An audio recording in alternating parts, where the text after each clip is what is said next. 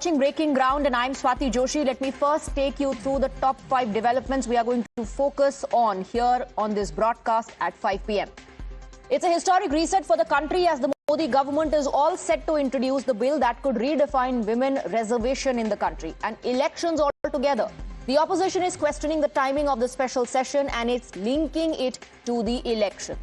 Next, we'll shift our focus on how a multinational company in Nashik is now under the scanner after allegations of sexual exploitation, coercion and forced influence have come to fore.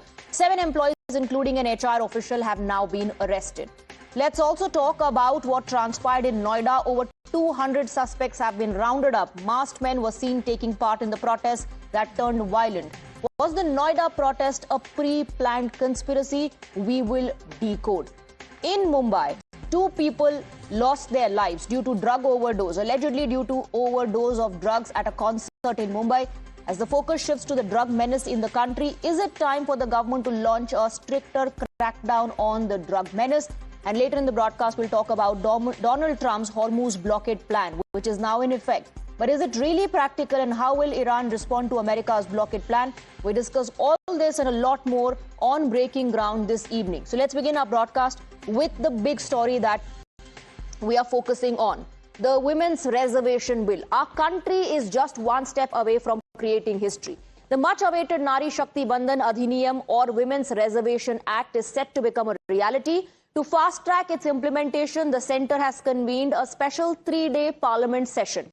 Now, the idea is to introduce constitutional amendments that will pave the way for 33% reservation for women in Lok Sabha and the state assemblies before 2029. But as per the bill that was cleared in 2023, the implementation is linked to 2027 census delimitation.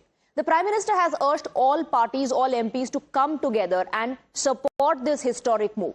Prime Minister Narendra Modi today shared a detailed letter addressed to Indian women that constitute 50% of Indian population. He reiterated government's push for reservation for women in legislative bodies, the long-pending reform. Prime Minister said women across India are appreciating the initiative to ensure their representation and said that it will be gross injustice if it gets delayed. Now, here's what the Prime Minister mentioned. Let's break down the details for you. This is what the Prime Minister said. Despite consensus couldn't reach logical conclusion, is talking about the implementation. Upcoming legislation in Sansad should be passed. The Prime Minister is urging all political parties to take part. Any delay will be injustice, gross injustice to the Indian women. The Prime Minister went on to say it's important for all to come together on women's quota.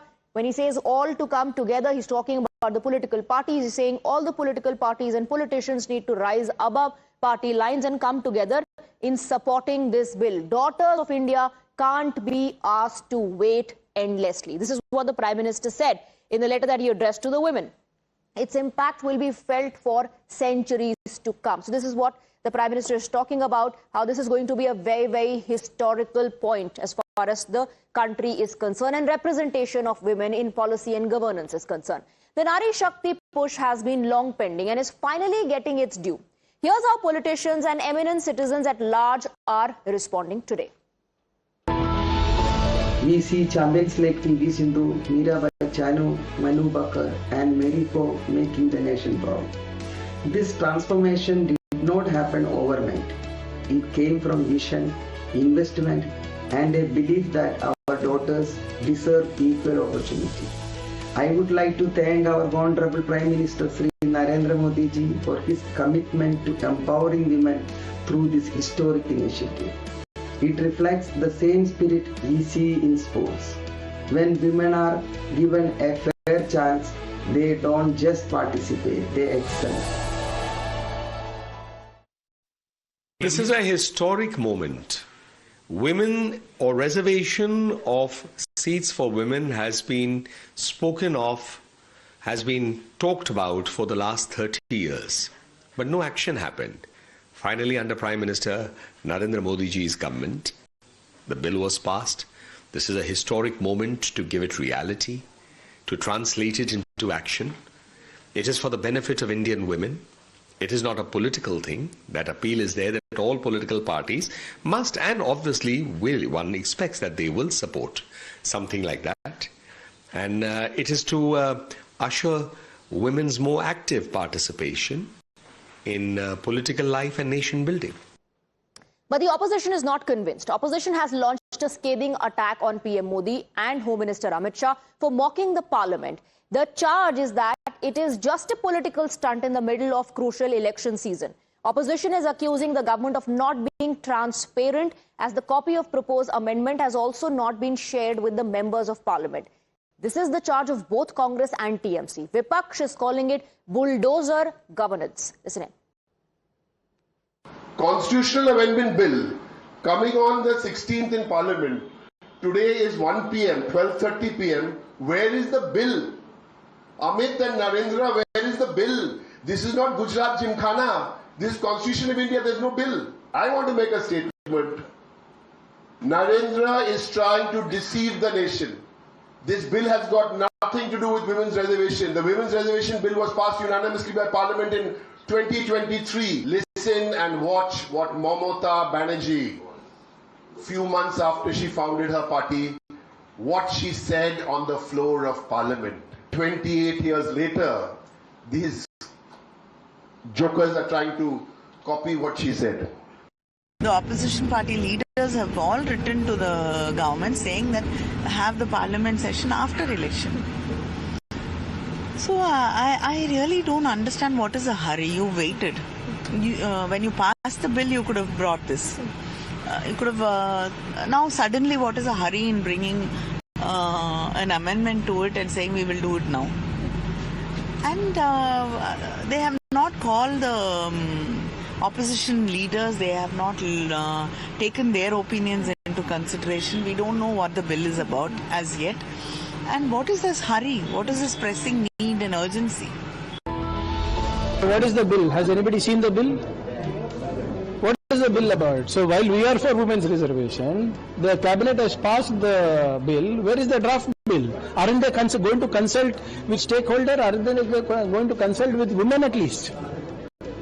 They just want to pass the bill. Politics aside, let's tell you a bit about Women's Reservation Bill and its journey. So it was in the year 1996 that it was first introduced in the Parliament. 1998 to 2003, the NDA government tabled bill 4 times, but no success was achieved in terms of implementing the bill. Then in 2009, UPA government tabled the bill. There were protests that the government had to face, protests by the RJD, the Samajwadi Party and the JDU. Then cut to 2010, February 2010, Union Cabinet approves the bill. March 2010, Rajya Sabha passes the bill.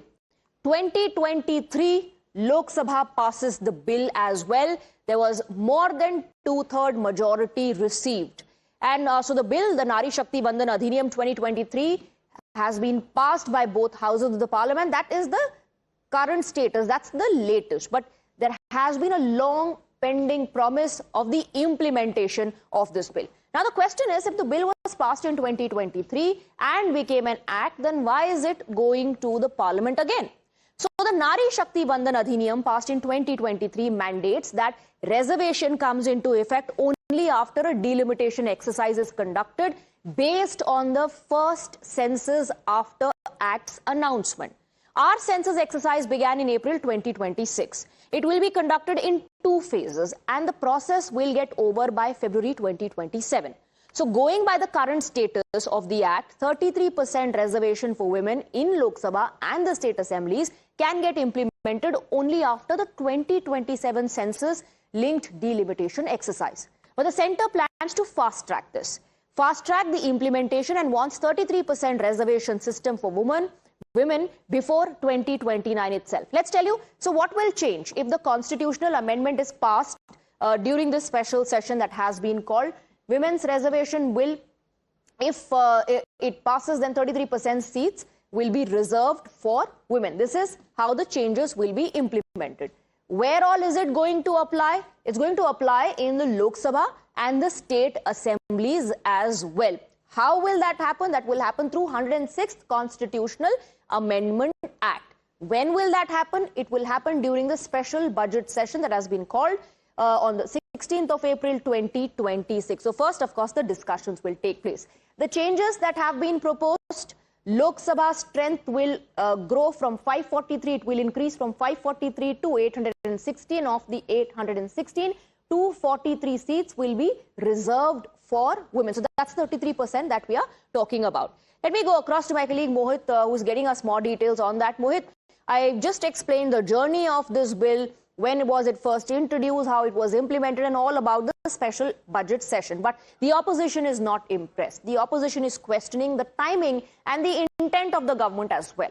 Well, Swati, you see, when it comes about the special session of the parliament from 16 to 18, the government, Prime Minister, or any other BJP leader, senior union minister, they have said that this will be an historic special session because the amendments in the bill would be passed, and from 29 only in the Lok Sabha elections, the women reservation, 33% women reservation would be given. So this particular session is seen as a way for early implementation of Nari Shakti Vandan Adhiniyam. So what the government says is that it's something which is historic. It has been stuck for 3 decades. People have been speaking about it, and when it was passed in 2023 in the parliament, every party supported it. So now when it comes to the politics, specifically the Congress party is linking this to delimitation, saying that it is also linked to the polls, saying that the Bengal polls are happening and the Tamil Nadu polls are happening, and perhaps that is why this bill is brought in amidst the special. The government is looking to benefit from this move during the upcoming polls. Mohit, thank you for getting us the details. We'll keep coming back to you. Moving on now and shifting our focus to the developments that took place, shocking developments in Nashik in Maharashtra. This is one of the most shocking and disturbing stories to come out of Maharashtra, and it is unfolding inside a top corporate setup. A multinational company in Nashik is now at the center of serious allegations of sexual exploitation, coercion, and forced influence. In the last few days, police have 7 employees. They've arrested 7 employees, including team leaders and even a HR official. Another HR official, Nida Khan, is still absconding. There are allegations of women being targeted, trust being built, relationships being manipulated, and then allegedly used for exploitation and pressure. And at the heart of these allegations, a secret WhatsApp group, which investigators believe may have been used to identify targets, assign roles, and plan interactions. 10 victims have come forward so far. 9 FIRs have been registered, and this is what the police say. This may just be the tip of the iceberg. So is this an isolated crime or an alleged system operating in plain sight? Watch how Times Now tracked the accused after their arrest. धर्मांतरण क्यों करवाया? धर्मांतरण क्यों करवाया?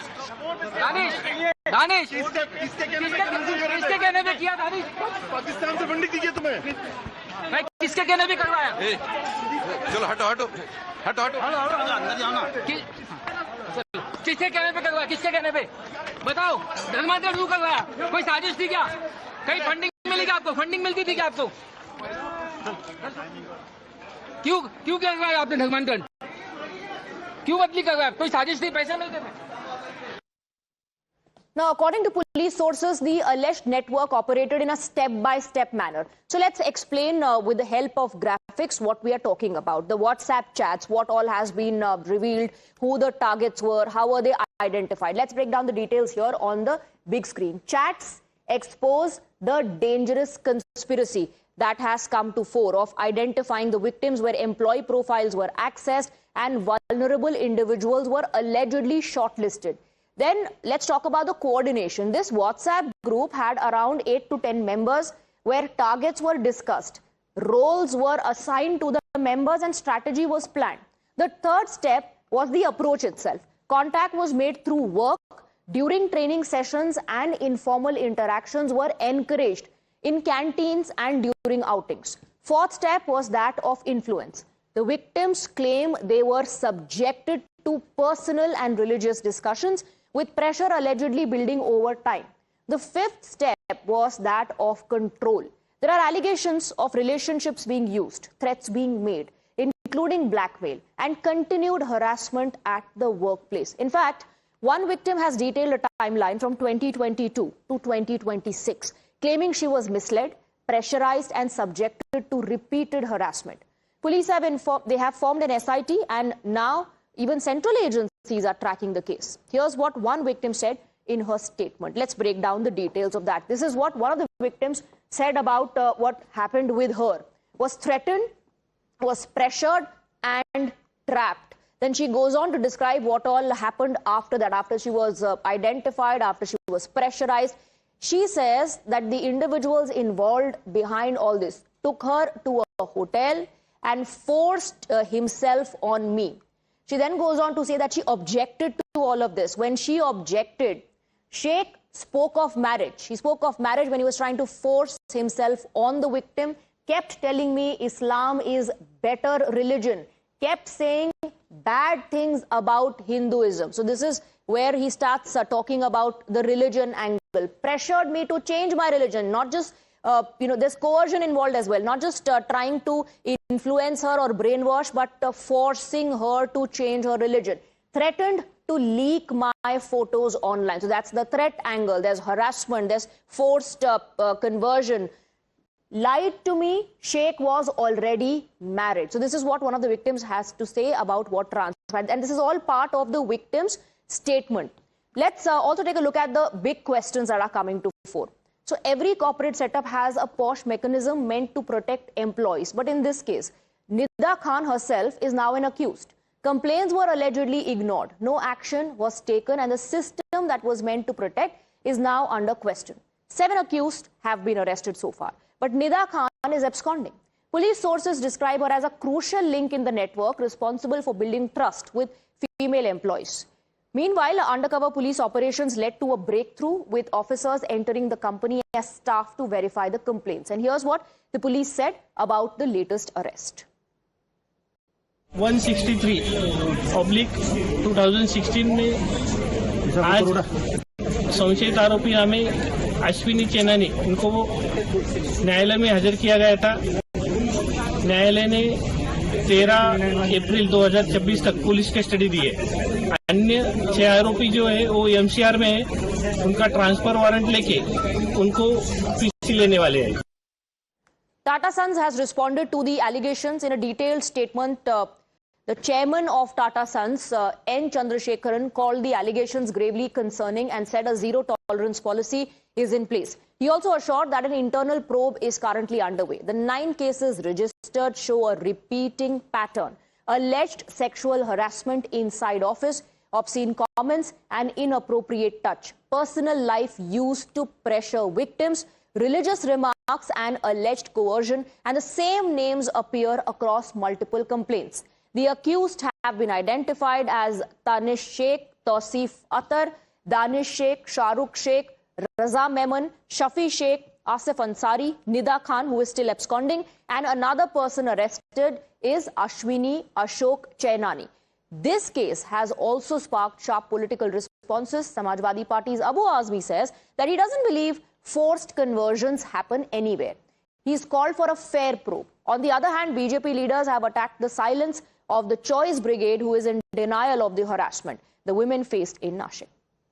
उनका धर्म स्वीकारने के लिए उनको फोर्स करके उनके ऊपर सेक्सुअल हरेसमेंट करके ये जो सब काम किया है जिन लड़कों ने, तो उनको कड़क से कड़क उनको शासन होके ये मामला जो है फास्ट ट्रैक पे चला के उनको फांसी की शिक्षा होनी चाहिए। ये सारी चीजें एक धर्म विशेष के लोग अलग अलग सेक्टर में अपने धर्म का प्रचार करने के लिए छद्म रूप से जो प्रयास कर रहे हैं, उन प्रयासों को पहचानना पड़ेगा। चाहे लव जिहाद हो या हाउसिंग जिहाद हो या लैंड जिहाद हो, और अब ये कॉर्पोरेट जिहाद है। मतलब जो प्राइवेट कंपनियों में काम करने वाली लड़कियां हैं या जो लड़के हैं, उनको प्रलोभन दे करके, उनको प्रमोशन का प्रलोभन दे करके, नौकरी का प्रलोभन दे करके उनसे जिस प्रकार से धर्म बदलने का एक आग्रह किया जाता है, वो निश्चित तौर पर भारत के संविधान के खिलाफ है। जिन बच्चियों पर अत्याचार हुआ है, जिनके साथ शोषण हुआ, जिनका यौन शोषण हुआ, जबरन धर्म परिवर्तन किया गया, वो सारी बच्चियां हिंदू है और मराठी है। जनाब उद्धव ठाकरे जी, बाला साहब ठाकरे का बेटा कहलवाने का हक आपने खो दिया है। दूसरे प्रांत से आए लोगों के ऊपर पत्थर बरसाते हो, उनको मारते हो, जब आपके खुद मराठी और हिंदू बहनों पर मुसलमानों द्वारा जबरन धर्म परिवर्तन किया जा रहा है, तब राज ठाकरे आप चुप क्यों हैं? We have Arunil joining us on the broadcast with more details. On one hand, of course, as the police investigation, arrests are taking place. On the other, the political face-off is increasing. It is intensifying, Arunil.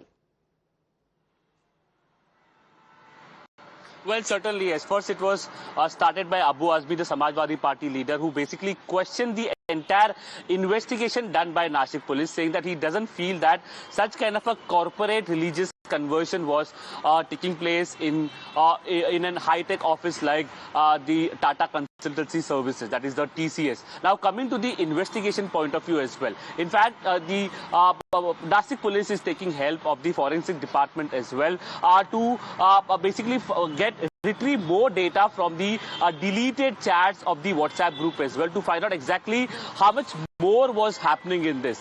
In fact, an undercover operation had to be initiated by the Nashik police, wherein the female co-ops basically they showed themselves as personnel who were working in the office only to find out exactly what was transpiring in this office, and what they uncovered later on was extremely shocking. In fact, what they found out was that there was a WhatsApp group that was being operated. It was a alleged connivance between the HR professionals.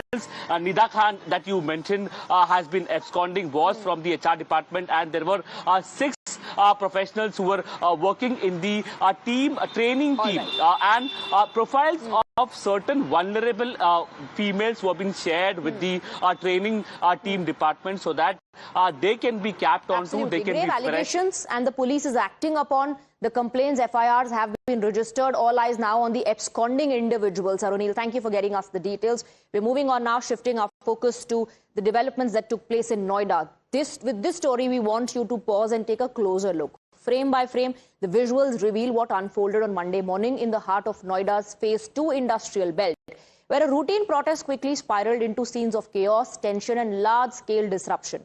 In a major breakthrough, top sources within the Uttar Pradesh police have revealed that the violence was a meticulously orchestrated conspiracy. Over 200 suspects have been rounded up, with about 5 to 6 identified as key perpetrators. Investigators have uncovered a link to an ultra-leftist group which hijacked the workers' protest and incited the crowd into violence. This organized faction didn't limit their reach to Noida. They expanded across multiple locations, including Faridabad in Haryana. Sources say a specific group of individuals systematically transported petrol from these distant locations for organized violence. They moved like a coordinated militia, arsonists on a calculated path from one hotspot to another.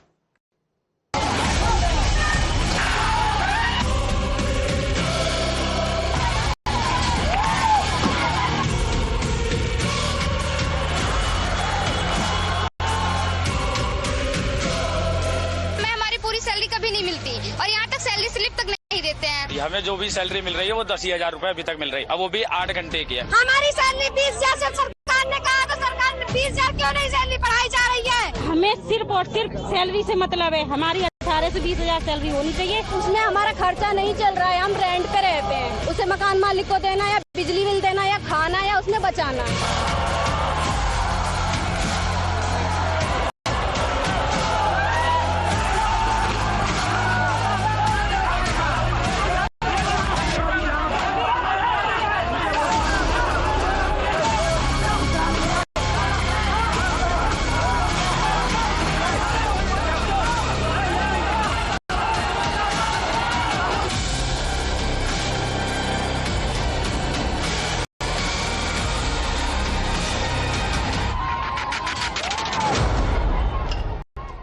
And that's all we could pack for you in this edition of Breaking Ground. Coming up on the other side is Election Yatra with my colleague Pratibha Chandra.